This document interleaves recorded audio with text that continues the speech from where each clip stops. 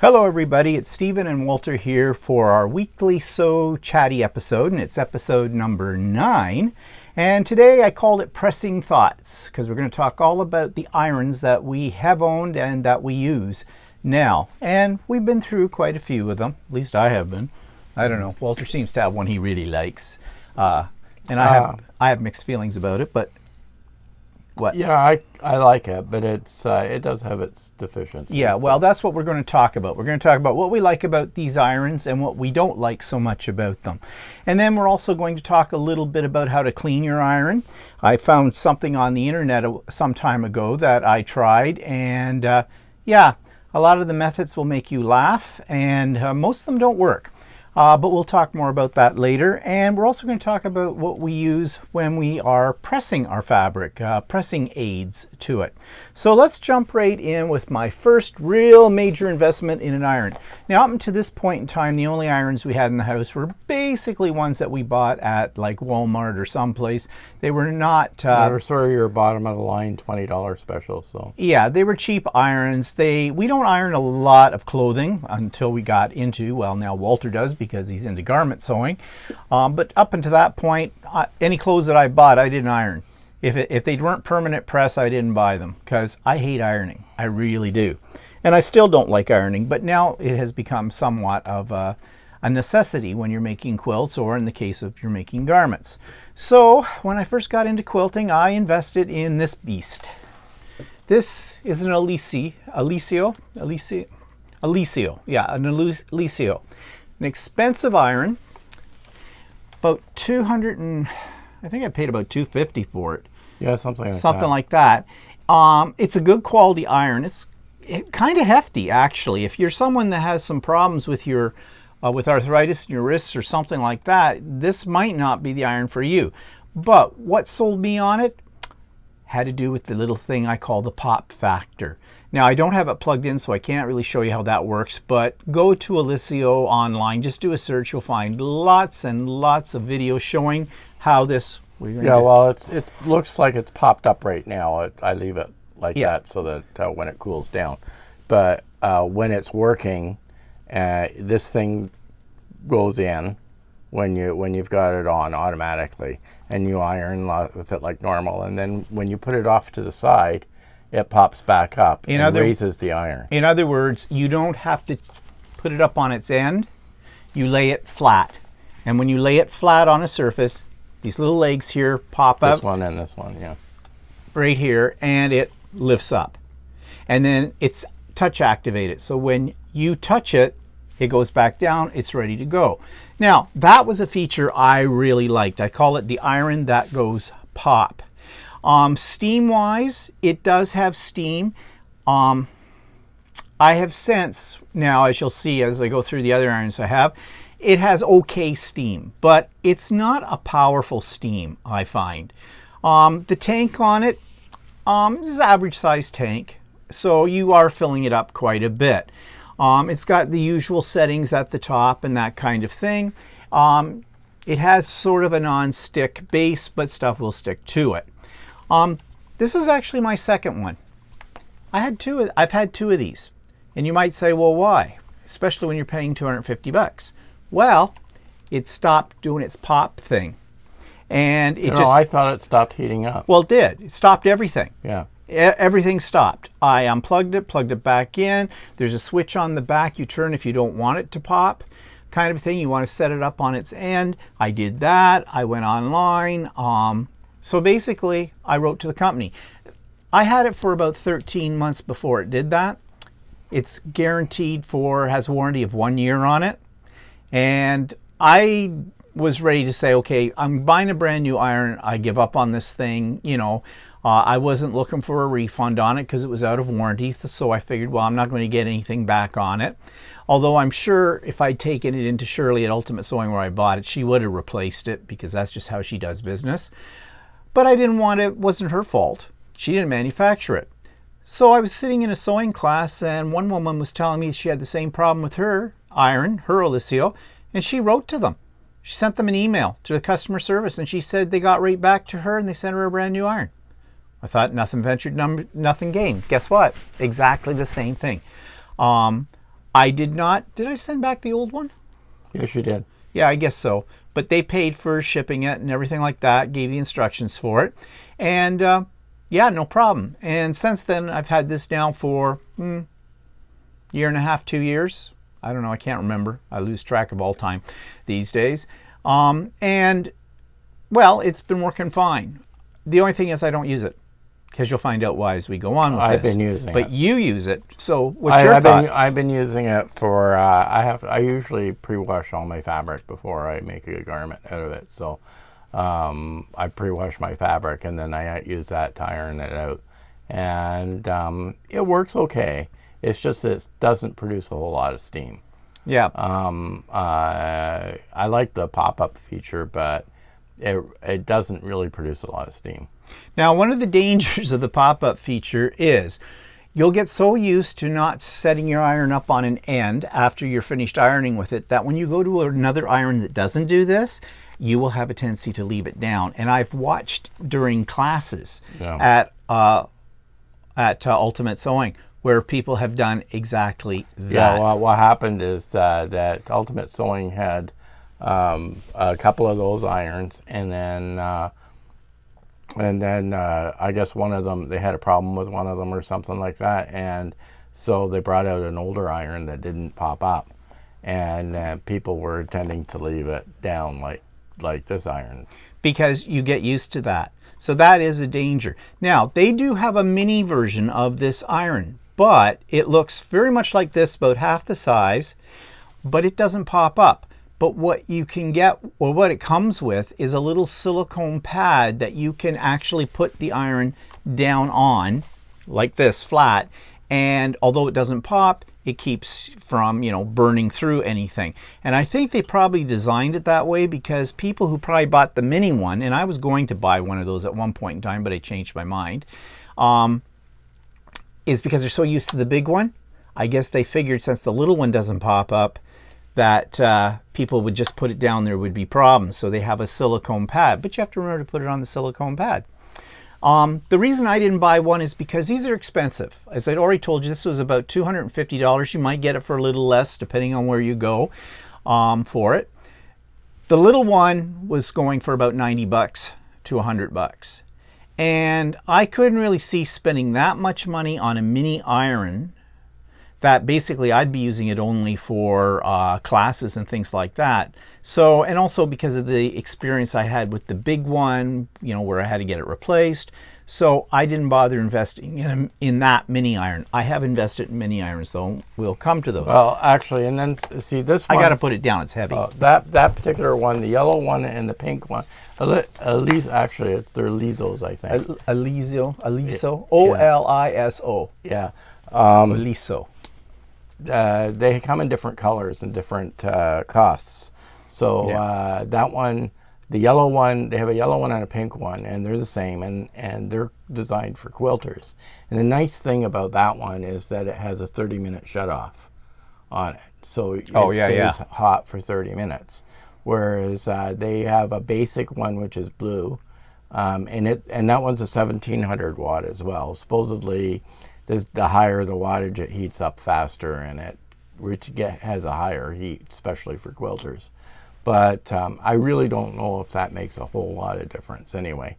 But then if you get the cheaper models, like they have a purple one and a blue one, they only have about an 8 or 10 minute shutoff. So if you're the type of person that would like to have an iron on standby, then that one, the yellow or the pink one, has a 30 minutes shutoff time. Yeah, because the ones that, and often the home irons, the ones for general purpose, may have a shutoff on them too, and those shutoffs usually only run 10 minutes. So what you're doing is, if you're a quilter, you like to have your iron on because you got to press pieces, but you may be piecing for 15-20 minutes, then you go over to do stuff and you go, oh, I gotta heat up my iron again.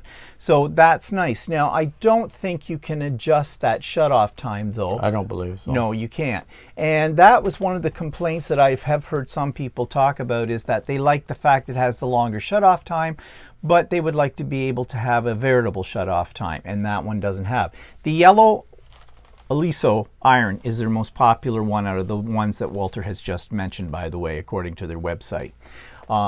So it's a decent iron. It's a heavy iron. Steam is mediocre. There's steam. It does heat up pretty quick, right? Yeah, it does heat up fairly quickly, and it's nice the fact that, you know, you can leave it, like if you're on, for example, if you put this on the end of your ironing board, and, you know, you bump into your ironing board or something like that, if it's sitting up like this, you know what's going to happen, right? It's going to hit the floor, and that's going to be disaster. Or you've got small children around, or you got pets or anything like that, more chances of an accident. When it's sitting down flat like that, it's not going to fall over unless you knock the whole ironing board over. So that is kind of a nice safety feature about those irons. But I don't use that one anymore, and as you've heard, Walter uses it for garments, but if you had your rathers to improve that, you'd want more steam, right? Yeah, actually a little bit more steam would be good for that one. That I probably wouldn't want to buy. I wouldn't buy one of those because of the fact that it doesn't steam a lot, and when you're doing garments, you kind of need steam. Yes. For getting your seams open and stuff like that. And you need steam when you're doing quilting too. I know there's controversy about that idea. How much steam should you use when you're doing patchwork? Will it stretch out stuff? You use too much steam, blah, blah, blah. I use steam a lot, never have any problems. But I mean, it's like anything, you got to be careful. You know, if you're ironing on the bias, then you might want to use less steam and not be pulling your fabric around, because then you're going to stretch your patchwork out of shape. And I imagine that's a similar thing with garment sewing as well. Yeah, it depends on what you're steaming. If it's a stretch fabric, you have to be a little bit careful that you don't like move the iron around a lot. So yeah.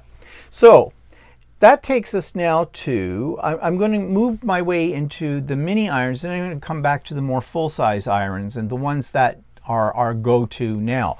But I was looking for a little travel iron kind of thing, and there's lots of travel irons you can buy, but they're not all the same. You can get a travel iron that collapses right up. This is not one of them. Folds up. The idea is to throw it in your luggage. Probably comes with a little bag, and it's for, you know, doing quick press jobs on your clothing that's been sitting in your suitcase. You know, if you're going on a cruise, although they don't allow irons on a cruise, but people still smuggle them in, that kind of thing. But they're not really good enough for use with for patchwork or for garment sewing. They're just meant for light little touch-ups. Now, you can get heavier duty ones, and they may still call these ones travel irons, only because of their size. So I wanted one for going to classes, because although the class had irons available, you know, there'd be always some woman in my way pressing for days. And I'm an impatient person, and I don't share. I don't play well with others. So I want to get up there and I want to press what I have to press. And because you're frequently pressing as you're doing patchwork, it's better if you had your own iron with you. And so I did. I bought this little guy. Now, this little guy is a great little iron. He was not expensive. I think I bought him from Amazon. He cost about $30, $35 or something. No, this one might have been $50. This might have been $50. So it does have steam, although the tank that holds the water for the steam is up here on top. This serves as the handle, and the control functions are all here. What's it called? A Steam Fast? It's called a Steam Fast, and I don't know who makes it. Maybe it's the company is called Steam Fast. I think it is. Yeah, Steam Fast, and they call it a travel iron. Now, this is where your water goes in here, so you can see you're not getting a lot of water. And if you're leaving this on, and it does not have an automatic shut-off on this one, and this one does have to sit, the only ones that pop up are the Liso. Anything else you gotta put on its edge. It's got a nice point to it to get into the corners and things. It has steam or no steam, and it's got a dial on here for, you know, adjusting the temperature to whatever you want. It's a fairly basic iron, but it does do a really good job of pressing. Here's my problem with it. It burns my fingers. You see the handle? So this is how you hang on to it. Well, this top part underneath this handle gets really, really hot. And when you grab it up here and your knuckles, see where my knuckles are going? Now maybe if your hand is smaller that doesn't happen to you, but I don't have that big of hands. for a man. Actually, I have small hands. It was burning my fingers, and it gets really, really, really, really hot. So yeah, for 50 bucks or whatever it cost me, it's not a bad little iron. It would be okay as a travel iron because you could get it into your suitcase, no problem. It is somewhat on the hefty side though, so if you're worried about, you know, weight when you get on like an airplane, whatever days those were when we used to get on airplanes, whatever now, it's okay. But because of that heat thing, I decided to get something else. Now, somebody had recommended this next iron to me as a great little one to take to classes, and they loved it. And I saw them, and when I first saw them, I thought, I don't know. I don't think this is really would be appropriate. It's a Rowenta. At the time I bought it, I did not know much about Rowentas. This one, the handle folds down, and that's it. It's also hefty. That comes up, and away you go. Water for steam goes into the hole in the handle. So it fills up this part. So really, again, it comes with a little measuring cup that's just the right amount to fit in here. But I find I go through steam very, very quickly. Has all the standard adjustments on it, and you can have steam or no steam. And it has dual voltage. In fact, show how many steam holes it has. Yeah, okay, I'm getting there. It also has dual voltage. So if you're going over to Europe or something where it's 240, 220, you can switch it over. Actually, all these irons have that. That's pretty much most appliances these days have that dual voltage kind of setting on it. It does do vertical steam as well. So if you want to use it as a steamer, you can. And there's all the holes for the steam. And it has really good steam. This is my go-to travel iron. In fact, if I don't want to have to get up and down to get over to my big iron, which we'll show you in a few minutes, I will set this up on a table that sits behind me when I'm sewing, and I just swing around on my sewing stool and do my piecework right there and back. I use it a lot for that. I bought it to go to classes with me, and it does. But I use it for that, and I love it. It is great. It also has a little gap right here in the point, so if you've got points that you're trying to flatten out or the edges of your seams, they'll fit right in there, and it does a really good job. The only problem I have with it, well, two problems. One, you will be filling up the water reservoir quite a bit because it doesn't hold very much. The other problem I have is the handle design. This is my second one. You see, I buy in twos, almost. It was working along really well one day, and I put a little too much pressure on this handle at the top, and the handle collapsed. It basically broke. It wouldn't stay open. I could still use the iron, but this thing kept flopping down like this.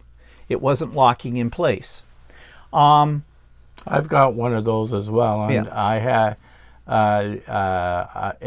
I bought it to go to classes as well, but and I like it. But the one thing is if I need to apply pressure on something, I'm afraid the handle will break on it.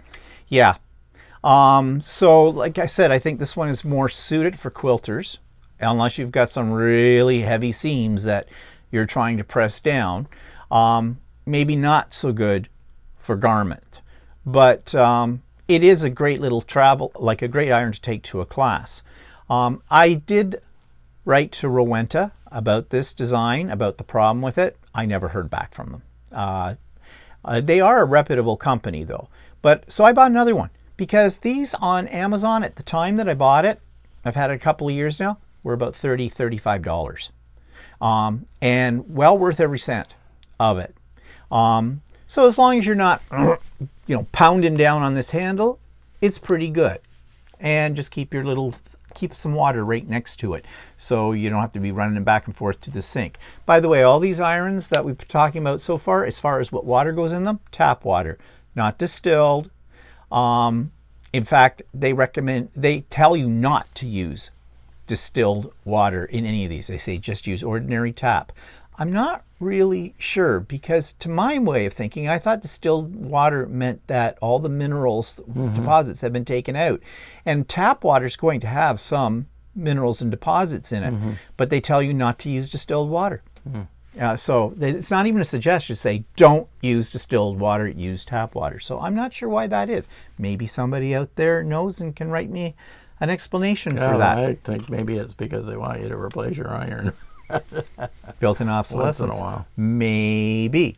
But anyways, this is an excellent iron. I love it. And so, yeah. Okay, so what does Walter use as his main iron? Okay. My quilting area upstairs, hang on, I'll bring it over. My quilting area upstairs is smaller, but it's more compact. So I kind of like to have a compact iron, but not as small as the portable one. I have one of those and it's okay. But but anyway, I saw this iron that Panasonic sells that's a cordless one. And I thought, ooh, that sounds kind of neat. I wouldn't mind getting one of those. And it is basically my main iron right now. And I do like using it. It has a few negative points to it, but and it's also designed so it's portable. So it has this neat little carrying case that it comes with. Now, I have used it to take it to a retreat, which is handy for its carrying case. So when you take it out of its carrying case, if I can get it out. It's a very snug fit, which makes it fairly secure when you're carrying it by the handle. No, actually what happens is the plug sometimes gets caught in it. Oh, never mind then. So what is it? Do you feel confident to carry it around by that handle? Oh yeah, I do. It's just that sometimes it gets stuck when you want to take it out. Okay, this is an iron that you can look at, but you can't use because Walter can't get it out of the case. Okay, maybe not. Okay, in this lifetime. Okay, here we go. Yay! No. I don't know if this I haven't used the case in a while. Okay, It's there we like go. The case clay. came Yay. up. Comes up. Okay, so this is basically the iron. Comes in different colors. They're all basically the same. It's a Panasonic, right? It's a Panasonic. It comes this stand comes in with a nice little cord that comes out like this. I do like. Well, hold it up. No one can see it in the shot. It's Okay. a retractable cord, which I think is really quite nice. Yeah, that's the base. Now, a lot of people say, when you say, oh, I have a cordless iron, they think, oh, it takes a battery. But no, this one does not take a battery. It's cordless because it works just like your grandma or great-great-grandmother in the pioneer days had an iron that they put on a stove to heat up. This thing heats up electronically, and then once you take it off the stand, it starts to cool. Okay, but let's clarify that.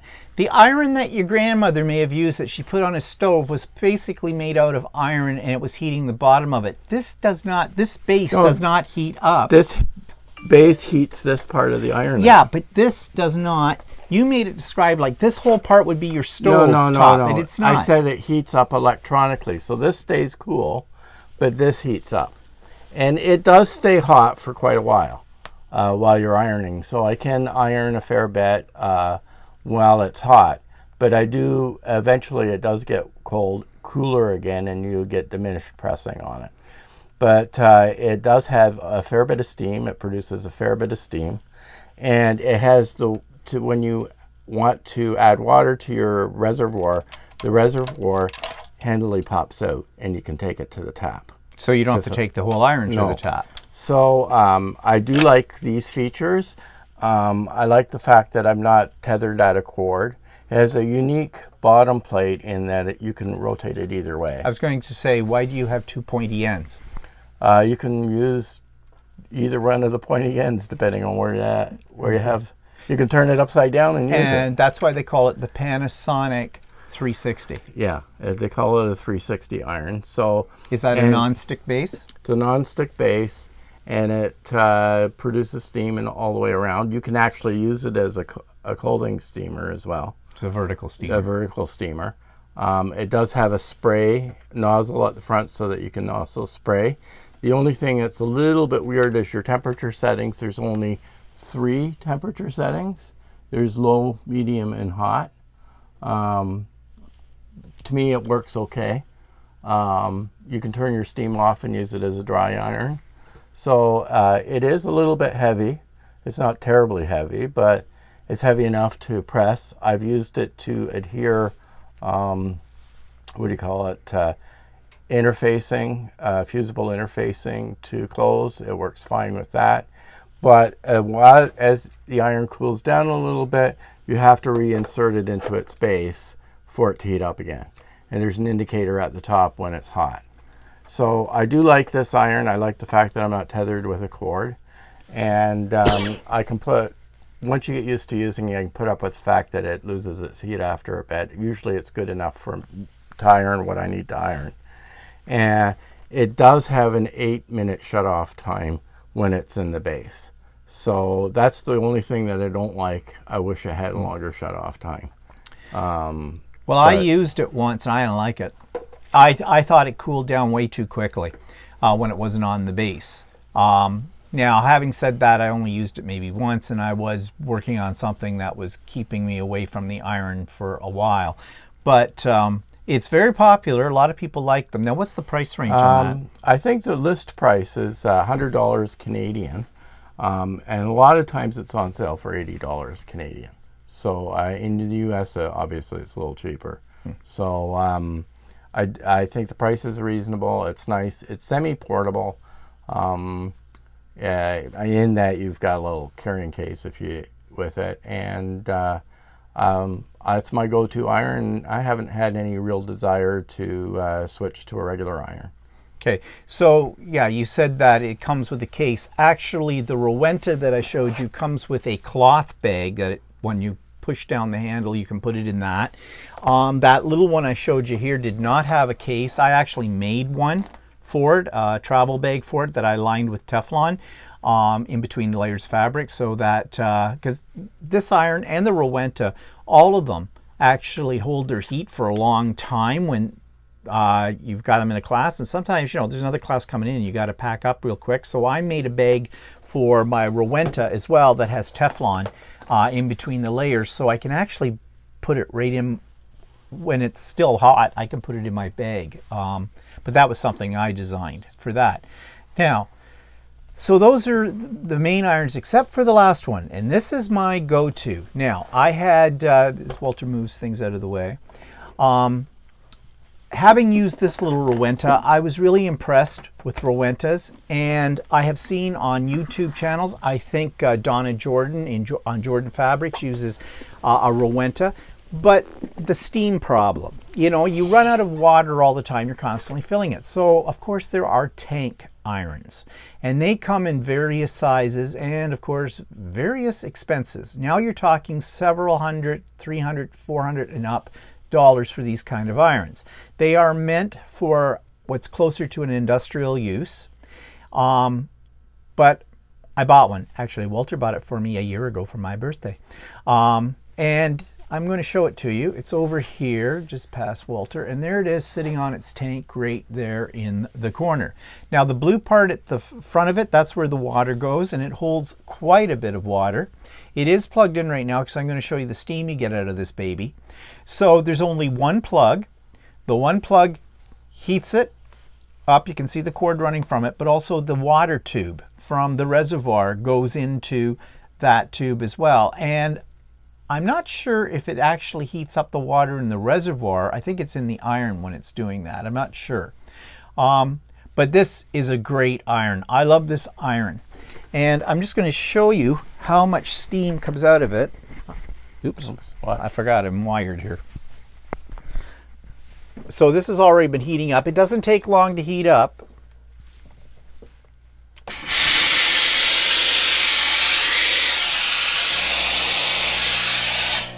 And you can use it as a vertical steamer as well. Now you probably just heard the reservoir going off. It's sucking more water into it. And when it runs out of water, it indicates, it has a little flashing light here at the back panel that tells me it's time to put more water in it. It also has a cleaning cycle on it. And you see this little knob here, which I cannot pull out right now because it's under pressure and it is hot. In fact, I can feel that and it is hot. But when your iron is completely shut off and completely cooled down, you can take this out, and it's a little rod, and it catches all the impurities in your water system. All you do is you run it under a tap. There isn't a filter or anything like that. There's a special, I don't know what's on the rod, but it attracts calcium and deposits, and you just wash it off and put it back in, and it comes up and it tells you when to do that. It has a silicone plate.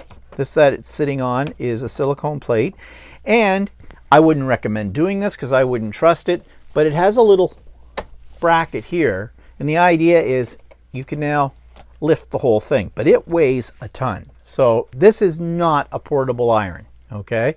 When you've got it in one spot, which is why I didn't move it out, why I turned the camera around, not this, you want to leave it in that spot. But it does not have a shutoff on it.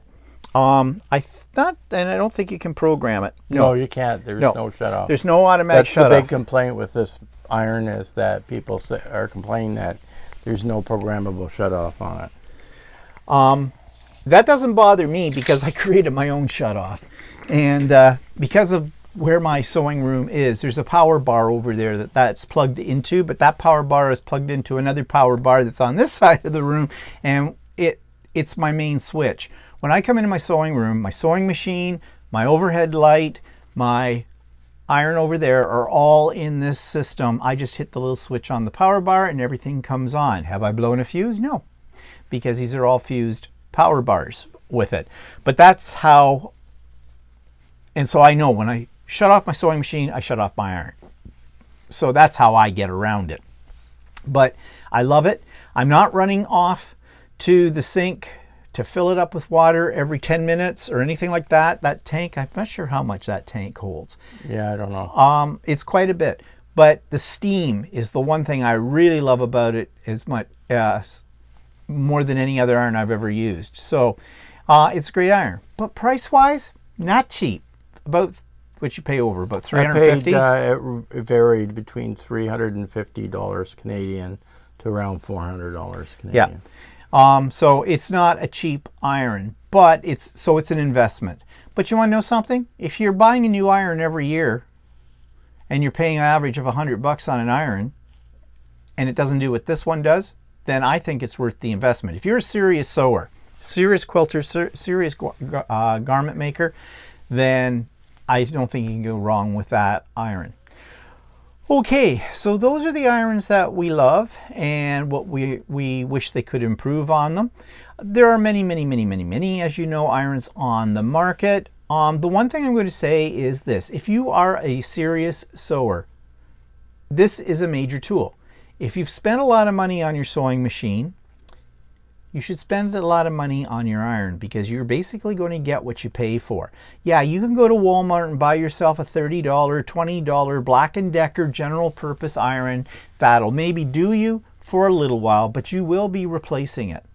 And the more you pay for it, the more buzzers and bells you get on the iron too. At least that's what I have found. Okay, one other kind of iron. This. It isn't a steamer. There's no place to put water. There is not an on and off switch, so it's always on.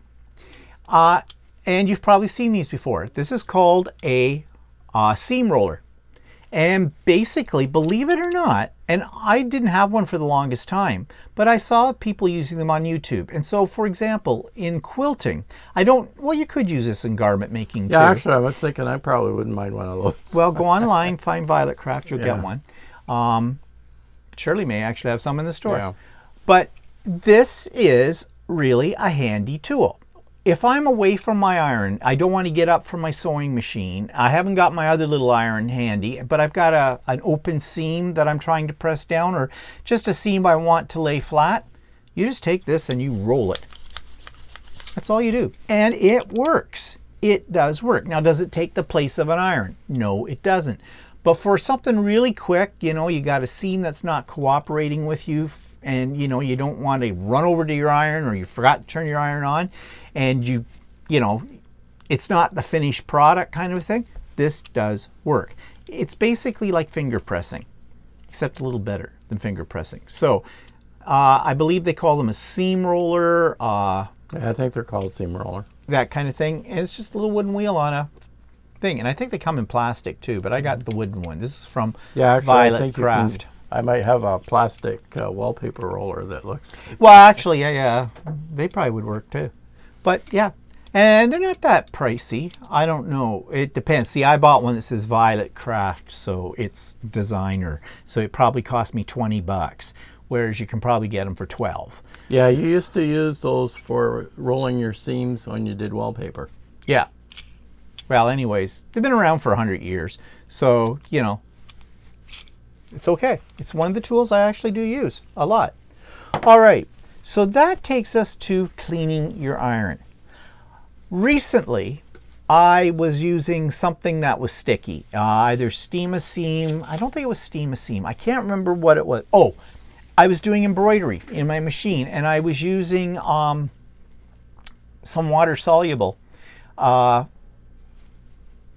stabilizer. And what I like to do is, when I've washed out the stabilizer, there's always some left in your fabric or your embroidery. I like to give it a quick press with my iron. Usually when I do that, I put it between a couple of pieces of paper towels just to get rid of the excess moisture in it and then let it dry with that. Well, I wasn't thinking that day. I forgot about the paper towel. I just threw it down, took my iron, put it down on top of it, went, oh crap, and I had to peel it off the bottom of my iron. It's stuck because it's glue. Basically, water-soluble stabilizer is a form of glue. And that's fine. I thought, well, I'll just wipe it across my wool mat a little bit. That'll be fine. But no, it was picking up other stuff after it did that. And so I got a lot of gunk on the bottom of my iron, which you don't really realize how much gunk's on the bottom of your iron until you go to iron a piece of white fabric. And then it all comes off on your white fabric and you can't get it off. So I thought, okay, I need to clean my iron. Now, I have one method that I'm going to talk about in a few minutes that works 95% of the time. And then there's the method I used because this is really gunked up. But before I talk about what that is, my secret way to guarantee that it'll clean the bottom of your iron off no matter what you got on the bottom of it, I went onto the internet and I found 11 ways to clean your iron. And I have put the link to this website in the show notes today.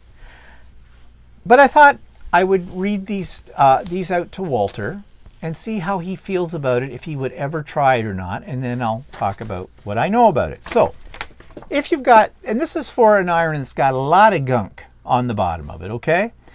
They suggest, first method, dissolve Tylenol into a hot iron sole plate. Okay. Why? Yeah, that doesn't make any sense. Why would you use something that you use for headaches and for aches and pains? I think people may have tried to use like aspirin before, because aspirin is actually a type of acid. Is it? Yeah, it is. Yeah. Well, maybe Tylenol has one too. Yeah, I don't know what Tylenol. Well, when I read this, now I have not tried this method, and I'm not going to. So why am I going to waste Tylenol on cleaning my iron? But it says one of the best hacks for cleaning an iron with burnt residue is rather unexpected. Tylenol. It doesn't have to be a name brand. Oh, I can't say that word. Acetaminophen. Yeah, tablet will do. So there's your aspirin, right? Is aspirin? No, acetaminophen is the generic name for Tylenol. Oh. Aspirin is an N-acetylsalicylic acid or something like this. I'm not a druggie. Yes. Turn the iron on to the highest setting. Once it's hot, press the pill directly onto the burnt area. The pill will melt and turn into a gel that dissolves the burnt spot. Using a damp cloth or paper towel to clean the sole plate, and repeat as necessary until the char is completely removed. Okay. I can't see that it would hurt anything. No, I guess they're talking about this as more of a burnt spot, they said, if you had a spot on there, I suppose. But what I thought is, okay, how am I going, this is going to be messy. Plus that, I got to hold this stupid pill onto a hot Yeah, it says plate. Hold the pill with pliers or tweezers. Yeah. One slip and you can end up scratching the iron. So There's no fixing that. It's just wear something to protect your hands. You should be good to go. Okay. Sounds a little fiddly to me. Didn't try it. No. Number 2, create an iron cleaning paste with baking soda. That might work. Well, people use baking soda to clean a lot of things, and I've heard about making like a paste, like putting just a few drops of water until it's like a paste and rubbing it in with like an old toothbrush or a soft cloth or something like that. Like I clean, but usually baking soda will only get out grease and stuff like that. Well, it says baking soda is a miracle worker that cleans everything from ovens to dishwashers. It can also clean your iron. Create a stain-fighting paste with just 2 tablespoons of baking soda and 1 tablespoon of water. Carefully rub it around on the iron plate, but try not to get baking soda in the steam holes. If you do get the paste in the steam holes, make sure to clean them out. Which brings me to my next iron and cleaning tip, this person says. Yeah, okay, there's the one thing that I held off on this. First of all, yeah, baking soda can be used for light cleaning, but I really can't see. I'm talking the bottom of my iron, this stuff was glue. Like if you take baking soda, you know, if you get a pan that you use in the oven all the time and it's got baked on stuff that you want to clean off and stuff like that, I've tried to use baking soda to clean that off, right? And did it work? No. No, that's what I figured. So I this is figure light. if it's the bottom of the iron, it's pretty much just the same thing. Well, the thing is, this sounds like a go-to because everybody talks about using baking soda for everything. It's the cure-all, isn't it? It sucks out odors from your refrigerator. It cleans things. You can cook with it. You can brush your teeth with it and all that kind of stuff. I think it also depends on what is on the bottom of your iron. Well, yeah, and I'm talking about heavy-duty cleaning, okay? Number 3 says, use a cotton swab to clean out the steam holes. Yeah, okay, if you've got gunk in your steam holes, yeah, I can see that. But the best thing for that is not to get gunk in your steam holes. And how do you get gunk in your steam holes? If you've been cleaning it with baking soda or some other cream cleanser or something like that. Because I don't see how you get anything in your steam holes unless you're putting your iron on something that either melt it. Actually, I suppose that could be a possibility if you put it on the wrong type of fabric or something. Or you used water-soluble. Or you use water-soluble stabilizer. Well, the water-soluble stabilizer did not go in my holes. Yeah, okay, fine. But anyways, so no. Okay, that just seemed like, okay, what would be the first thing I would grab if I've got a plugged hole? Yeah, probably a Q-tip. Okay, because they're nice and soft. You don't want to get in there with a paper clip, maybe a pipe cleaner, you know, fold it in half, you know, one of the ones that's fuzzy kind of a thing. Maybe you could use that too. Now, this one, number 4, I did try. Soak a towel in vinegar. It says another way to use vinegar to clean along the iron plate is to soak a towel in vinegar and then set the iron onto the towel with the iron plate facing down. Let it sit for 30 minutes and wipe it down. Good as new. The method is particularly useful if your iron has corrosion. Bull. See, I think that would work if you're trying to clean off water stains from the calcium. Yeah, it might, because right? I mean, vinegar is another one of those all-purpose household, environmentally friendly cleaners. You're back to it. Depends on what kind of junk is on the bottom of it. But I tried this. I took a towel and I soaked it in vinegar. I put it in a little shallow tray, towel in there, put the vinegar on top of it. I soaked it. It was soaked. I took my iron, I put it down into it, you know, onto the sole plate. You don't want it overflowing onto it, you know, just touching the sole plate. Pressed it down a little bit, and I let it sit there for 30 minutes. In fact, I let it sit there for an hour. Didn't move anything. Nothing came off. Nothing at all. So I thought, it didn't say here, but what happens if I heat up the iron and try that? Nope. It just makes the vinegar evaporate. So that method did not work for me. Then they say another thing with vinegar, it says, number 5, add vinegar to the water reservoir. If you have a steam iron, another way to clean out the iron steam vents is to fill the water reservoir with a mixture of half distilled white vinegar and half water. Then grab an old cloth or towel and iron and steam it. As you steam, residue will come out of the vents along with the vinegar. Well, yeah, I could see that working because when you clean your coffee maker, yeah, you're just cleaning your vents. You're not cleaning you're not cleaning the sole of it.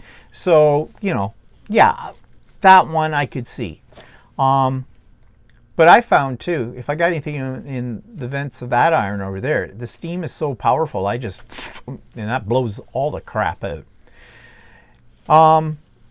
Another thing is, I'm going to skip number 6 because number 6 is the one I like the best and it works, so I'm saving that for last. Number 7 says iron over newspaper and salt. Yeah, the only thing I think salt would be an abrasive. Well, it says, yeah, believe it or not, salt and newspaper can also get the job done. Flip your iron to the hottest setting and lay out a newspaper on your ironing board. Sprinkle a good amount of salt over the newspaper and iron the salty newspaper in circles until it's clean. If you don't have a newspaper handy, you can use a brown paper bag. It works just as well. I didn't try this because I figured that might scratch the bottom of my iron. I don't know. They didn't say if you needed a special kind of salt. I'm assuming they just mean ordinary everyday table salt. I don't know if you'd want to use rock salt or sea salt or something like that, but I would be afraid it'd be scratching up the bottom of your iron. And that's not good if you've got a Teflon coating on the bottom of your iron too, because once you scratch Teflon coating, you know, think of your pans. If you scratch a Teflon coating on the bottom of a frying pan, that's it. You no longer have nonstick. Now this one is interesting. Well, this is for a specific purpose. It says use ice cubes and a plastic knife to remove melted plastic. If your iron comes into contact with something plastic, you'll have a bit of a mess to deal with, but it's simple enough to get it off. As soon as your iron comes into contact with plastic, unplug it and let it cool. Fill a metal bowl or pan with ice cubes and place the iron plate onto the ice to harden the plastic quickly.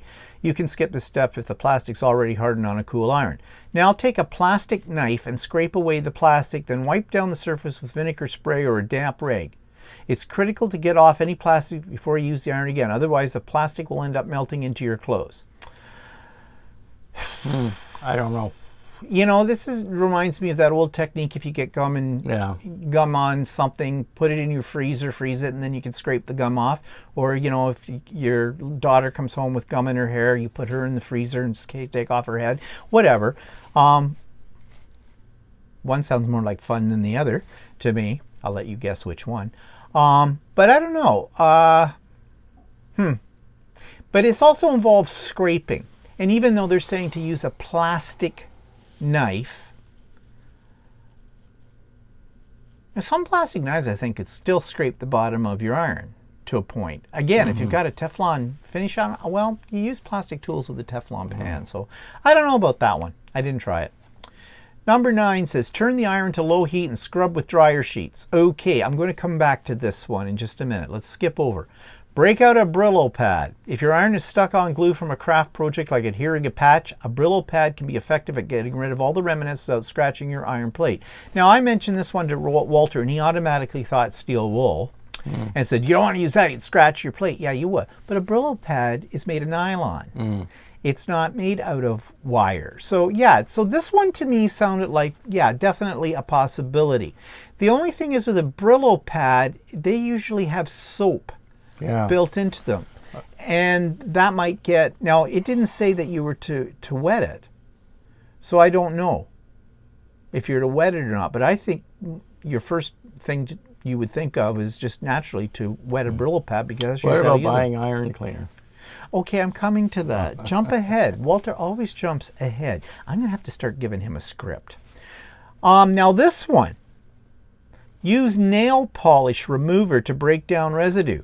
One last tip for how to clean an iron. Use nail polish remover. Grab a cotton ball and dip it into acetone nail polish remover. Using an oven mitt or a heat protecting glove, swipe the cotton ball along the surface of the hot iron. It will dissolve residue in no time. If you're going to use this iron cleaning method, you should do it outside so that you and your family or pets don't breathe in the chemical fumes.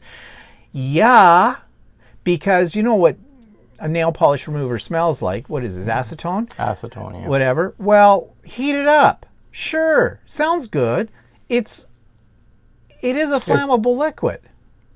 Yeah. I think, to a well, certain first extent. of all, if you're doing, I could see you doing it on a non-hot iron. Yeah, but they say to do it on a hot iron. But the thing is, the acetone would evaporate really quickly. Yeah. And that's one reason why I didn't bother even trying this one.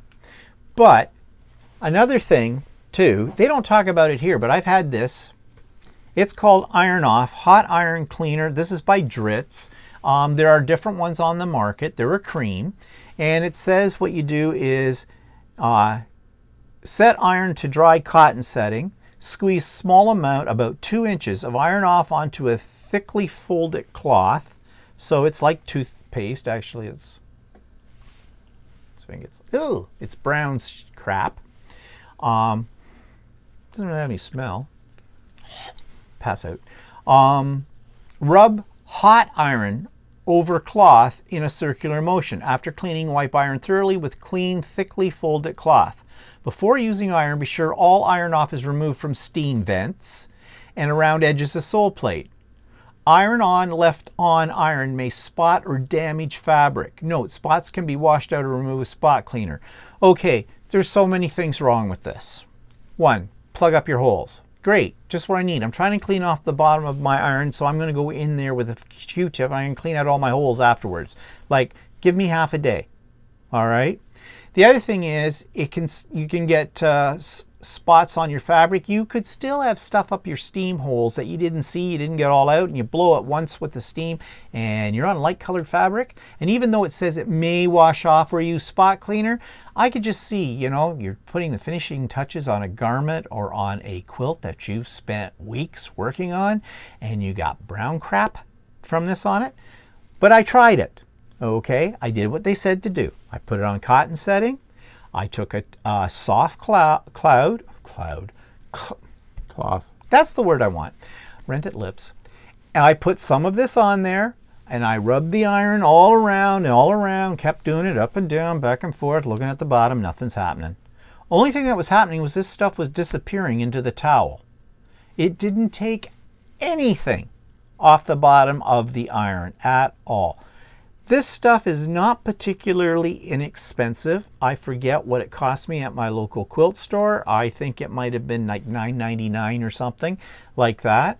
Yeah, I don't. Maybe other people have had luck with this or with other brands, but no, this is garbage as far as I'm concerned. And I've tried it several times on different, like, I tried it on the one that was the worst that I'd ever had on the bottom of my iron before, like the stuff that was stuck to it. But I've tried it on times when I just, I got a little bit here or there, just a light amount. Yeah, didn't work at all.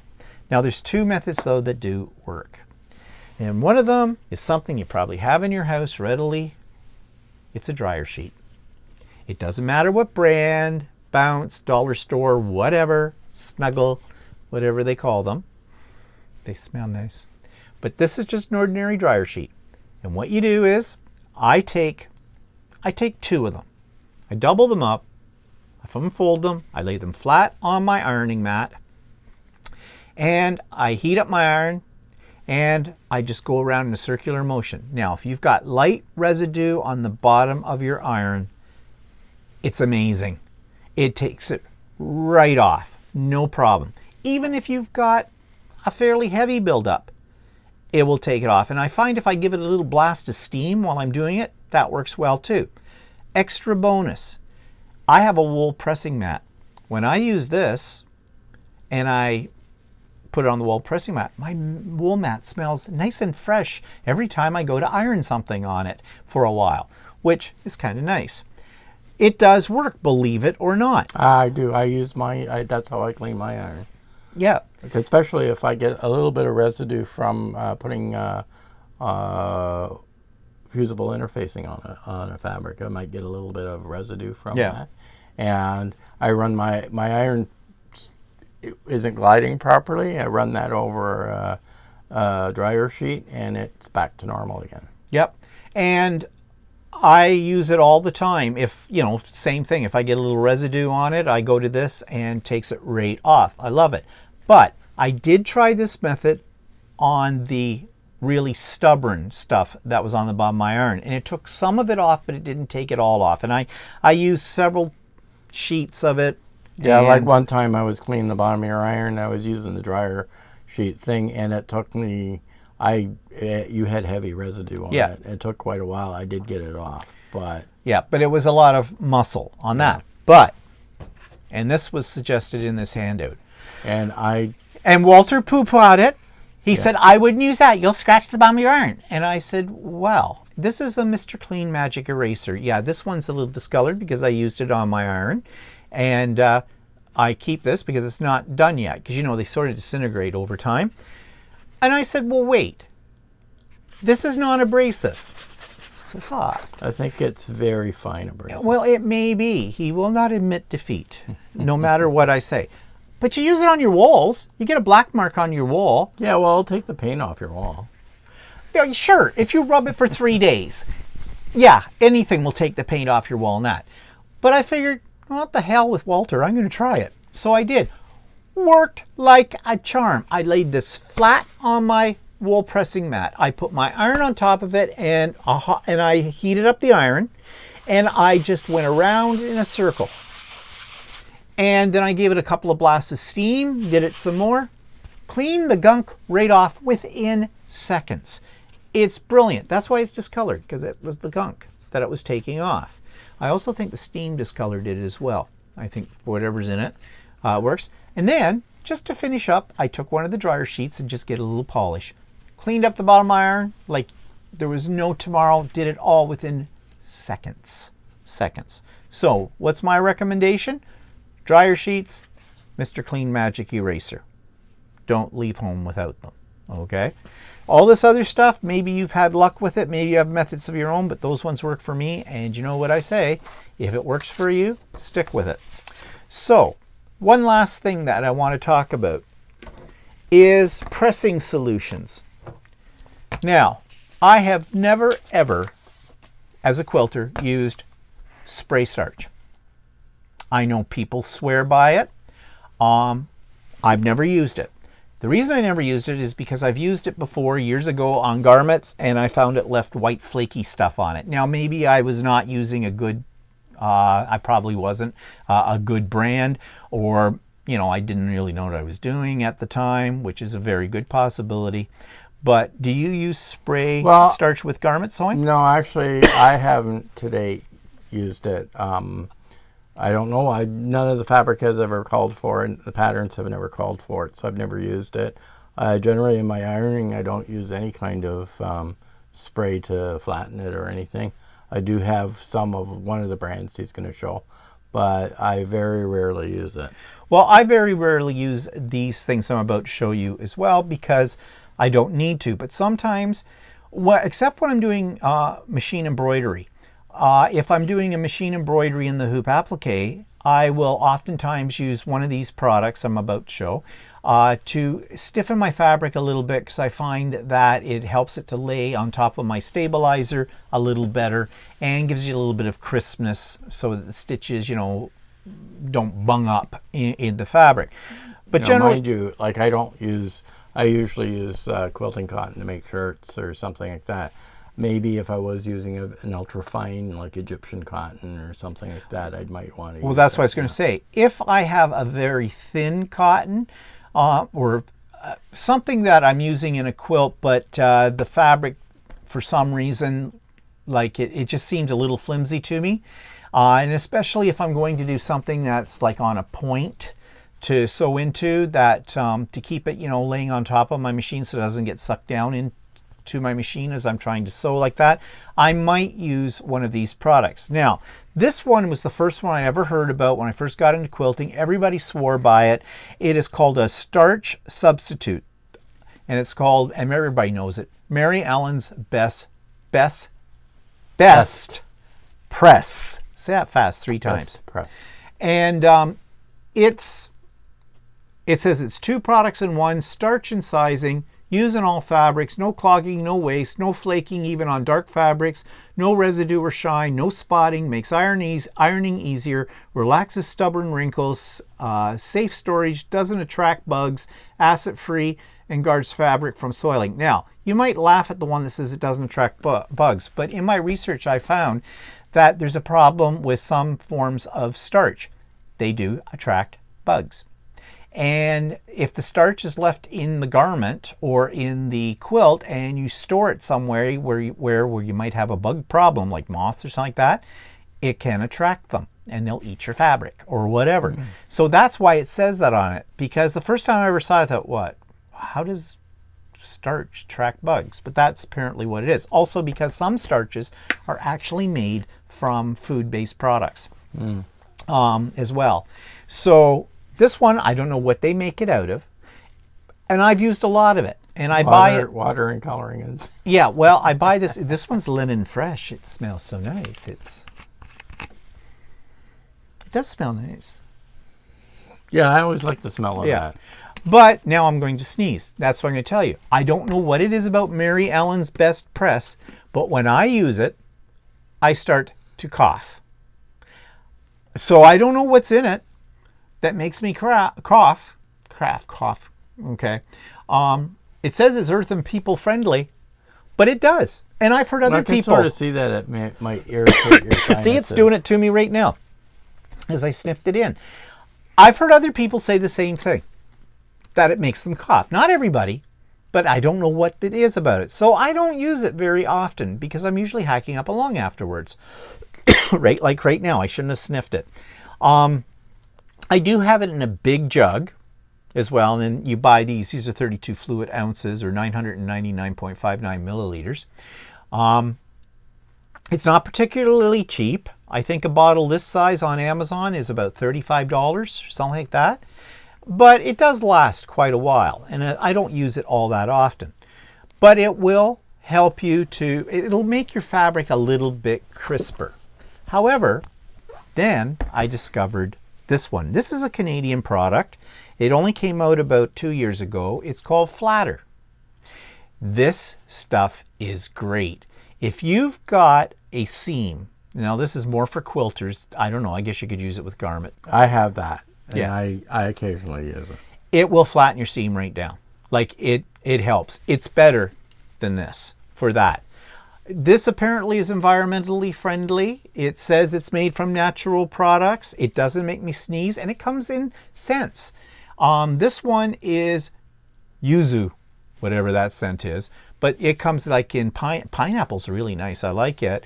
I usually use the unscented because I'm afraid it's going to linger in my quilt, and I don't want my quilt to smell. Well, you know, wash it, I suppose. But actually, it doesn't linger. It's only there for a little bit. But I really like it. It's $15, or I paid $15 for a bottle this size. And I've got several bottles of it in different scents. But I don't use it as much anymore. Why is that? Because I found the ultimate. Acorn Precision Piecing, or not Easy Press Mist Bottle. This is precision pressing solution that's in this bottle. You can get a starter kit for about 25 bucks where you get this mister bottle and you get the solution that goes in it. I don't know what's in this stuff, but you spray it on a seam that won't go the way you want it to go, it will go. It will go. It is excellent. In fact, it is so good. I bought a gallon jug of it. It's not cheap. A gallon jug cost me $80 Canadian. But I love it. And this is my go-to for a lot of things. Now, the only thing I've got to complain about, and I don't know if it's just me, these stupid mister bottles. They're great when they work, but they only work so long. I've had several of these bottles from different companies. You can buy empty mister bottles like this. They look exactly like this.